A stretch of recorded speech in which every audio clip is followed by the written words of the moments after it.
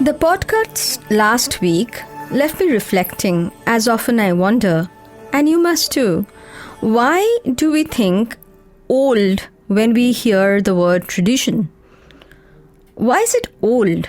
Why the grannies and griots are the flag bearers of traditions? Traditions that includes knowing about, eating and using wild uncultivated greens in particular. Well, we'll explore that briefly. But first, hello to you all. This is Nina and I welcome you to the 35th episode of the Audible Weed Walk. As a young person, I had resisted rituals. Any forms of rituals, good, bad, nice, all. They all got a solid dose of disapproval from me. Yet, there was something always very intriguing.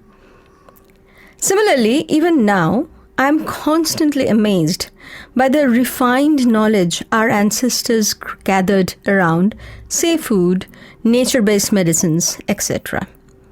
What I find to be equally inspiring, that this inquiry, this gathering of knowledge and sharing, all of them are pretty universal. When I look at how, say, for example, the black nightshade, which we call mantakali. Actually, there are several species, as I have mentioned in podcast before. There are at least 3 to 4 species involved. But we all call it mantakali and use it in a similar fashion. This particular plant is pretty much available in all continents where there are humans. And it is pre-processed before eating in exactly the same way. I mean, Africans process it in similar way as Native Americans apparently did, and Indians too. And how it is to be eaten this is exactly how it is recommended in the scientific journals at the moment, at their current ones. So removed over space and time, how the wisdom of these ancient people matched up so well. Have you ever wondered? I bet you did. In my weed exploration, I find all the time a plant with various local names in vernacular languages and even a Sanskrit name that may have been mentioned in some Samhita, which is an ancient Sanskrit text. Turns out to be the plant originated in another continent. Sundakai or turkey berry is one such example. Well, in case of sundakai, it is easy to guess, perhaps. Plants travel through continents, they still do. When they arrive at a new place, they have a new set of people exploring them, inquiring and wondering how to use. Maybe a sailor or a traveler carried the story from a distant land how to use. People thought, let's give it a try. Then over the years, decades and centuries, they add their own spices, make up their own stories, heal with the plant, incorporate them in the diet. How come we have stopped doing so? How is that sundakai and other plants we embraced and honored as our own, and we find others growing around us here and now without any local names at all, and no use as per tradition? Why such different treatment? Or are we just into incorporating the ones that comes store-bought and packed to us? For example, we didn't see strawberries in our in the climates that are warm and humid a few years back, but now we do. Blueberries have become a local name. So did olive oil. I mean, is that something wrong? Perhaps not. But what about the ones that are actually growing next to us, around us, waiting for us to notice them? The answer perhaps lies exactly with us. Perhaps we have evolved in our society in such that after farming that, came into being some 10,000 years ago, we still needed, depended, and maybe preferred that a large chunk of our food came from the wild. Wild, weedy greens we were always closest to, that were growing abundantly, nourishing us and healing us around us, and plentiful. But perhaps at some point, as our farm sizes grew, as our agriculture needed fewer people, more people left for the life and lifestyle that are not linked to the land. It was not important perhaps to notice the new shoot that has sprung up in the yard this year that was not there last year. It was perhaps not important to touch, feel, smell, taste, and to try to know it better. Maybe some still did, and some still do, but it was not needed per se. Maybe they were even jeered, as old-fashioned, not modern. Food is essential. That can be purchased from a shop. Why spend time on these? There were cities to be built, bridges to be made. So this is my thinking, that wild plants that came around that time and later remained nameless because our lifestyles had changed. No one noticed, except probably a few crazy people, that they are attracted to the pollinators. These wild plants that came are attractive to the pollinators.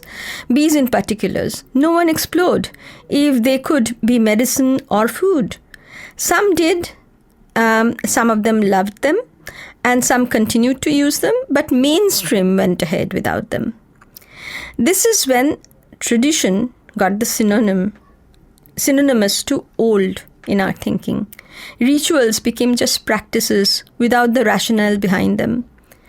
Not in just ours, but no old cultures and traditions are there that just lists old names and dead habits and living history, decaying and half-forgotten practices as traditions. True traditions are our awareness of our present, here and now. The plants that are growing around us, the plants that slowly phasing out, giving way to something different, a different set of butterflies perhaps, or birds coming around with new arrival. Our tradition of noticing, studying how our soil changed with that, how we care and how much they produced, or how much with a change of treatment to them, whether they were exposed to the rain or scorching sun, how the soil is more giving or less based on that. This is our tradition, to notice, to know, to learn, and to share. So let's not give into practicing rituals without rationale, or without diving deep to explore if those are actual rationale or some stories that got conveniently attached over the years. Some rituals may be lost their meaning, and others that are so relevant that it needs to be recognized, honored, and shared now. Let's not run back to our grannies and griots for the stories of tradition only. A nice article, a coffee table book, a few recipes, well, they're all good, but not for that. We should go to them to pick on their memories and knowledge when this tradition of inquiry was perhaps still alive. We should figure out how to incorporate them in our lives at present. The way to honor them is not by making a traditional food in old stone or earthen vessels. Well, that would be great too. I'm a foodie. How can I ignore that? That's a wonderful idea. But that is not the point. The point is to go out to our roots and revive the tradition, to be aware of the present, to constantly rejuvenate in our mind, body, and perhaps in our souls. At least be aware. Take a silent walk, not a brisk one for exercise and good heart rate and to have the quota of footsteps done. Just so. to feel the air in your skin, to be in the meditative state that makes you intensely aware of every detail. The hop of a mini grasshopper, the baby garden lizard peering at you, the crow that flew in, dropped the food that it carried in its beak in the water puddle, or the bird bath that you had put out to wash and eat, the squirrel in a fight with the fiestimainas. Or if peak of noon is the time you get, feel the heat, the low and slow movement, the little or no wind, as if the nature has gone on to a long snapshot.